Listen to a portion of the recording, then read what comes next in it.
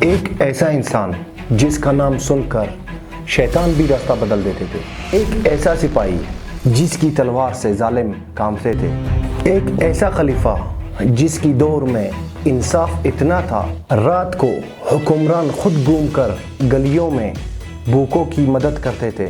لیکن کیا آپ جانتے ہیں کہ یہی عمر سب سے پہلے اسلام کے بڑے دشمنوں میں سے تھے، اور پھر ایک دن سب کچھ بدل گیا۔ یہ کہانی ہے عمر ابن الخطاب کی، جنہیں دنیا عمر فاروق کے نام سے جانتی ہے۔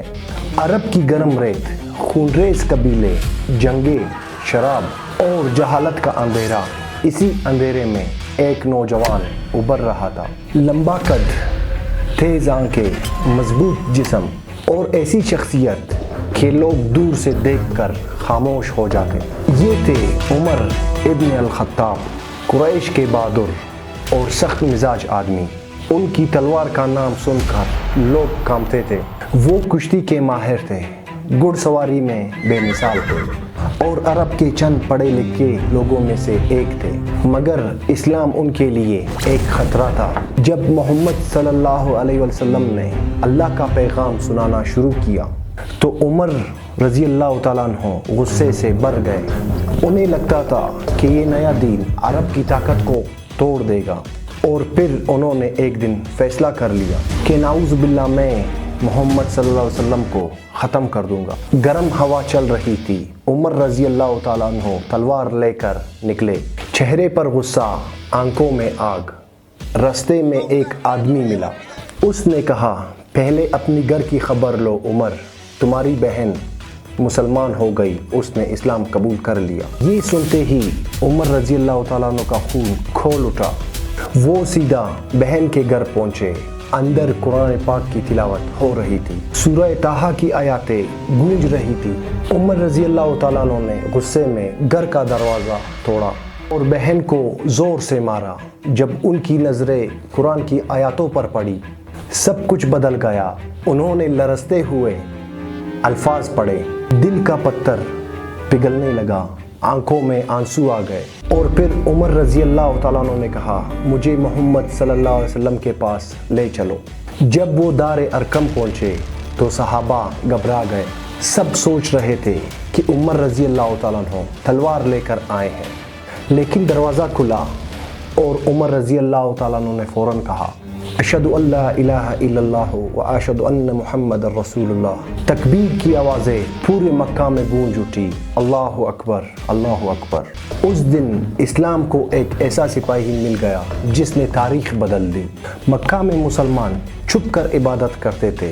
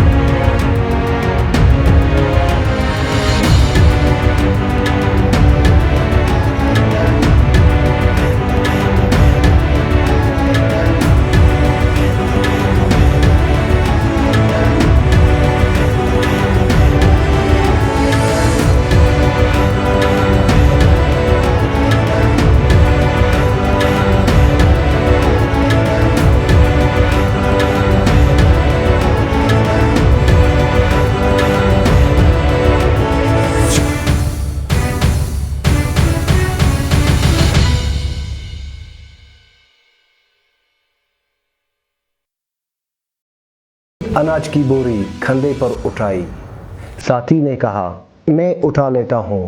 عمر رضی اللہ تعالیٰ عنہ نے جواب دیا کیا قیامت کے دن بھی تم میرا بوجھ اٹھاؤ گے؟ پھر وہ خود کھانا بنا کر بچوں کو کھلاتے رہے اور بچوں کو ہنستا دیکھ کر مسکرائے۔ یہ تھا دنیا کا عظیم حکمران۔ عمر رضی اللہ تعالیٰ عنہ کا انصاف مشہور تھا، امیر ہو یا غریب سب برابر۔ ایک بار مصر کے گورنر کے بیٹے نے ایک غریب کو مارا۔ شکایت حضرت عمر رضی اللہ تعالیٰ عنہ تک پہنچی۔ حضرت عمر رضی اللہ تعالیٰ عنہ نے گورنر کے بیٹے کو بلایا اور غریب آدمی کو کہا ایسے ویسے ہی مارو جیسے اس نے تمہیں مارا۔ پھر حضرت عمر رضی اللہ تعالیٰ عنہ نے کہا تم نے لوگوں کو کب سے غلام بنا لیا جبکہ ان کی ماؤں نے انہیں آزاد پیدا کیا۔ یہ الفاظ تاریخ میں امر ہو گئے، لیکن تاریخ کے عظیم لوگوں کو بھی ایک دن دنیا چھوڑنی پڑتی ہے۔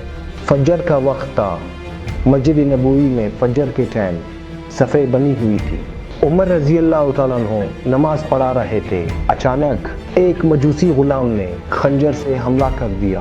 مسجد میں افراتفری مچ گئی، لوگ رو رہے تھے۔ عمر رضی اللہ تعالیٰ عنہ زمین پر تھے، خون بہہ رہا تھا، لیکن اس حالت میں بھی پوچھا کیا نماز پوری ہوئی؟ پھر کچھ دن بعد دنیا کا عظیم سپاہی دنیا سے رخصت ہوا۔ آج صدیاں گزر چکی ہیں، سلطنتیں مٹ گئی ہیں، بادشاہ ختم ہو گئے، لیکن حضرت عمر فاروق رضی اللہ تعالیٰ عنہ کا نام آج بھی انصاف، بہادری اور اللہ کے خوف کا مثال ہے۔ وہ ایک خلیفہ نہیں تھے بلکہ وہ ایک نرم دل انسان بھی تھے، ایک مثال، ایک روشنی، اور جب تک تاریخ زندہ رہے گی عمر ابن الخطاب کا نام دنیا میں گونجتا رہے گا۔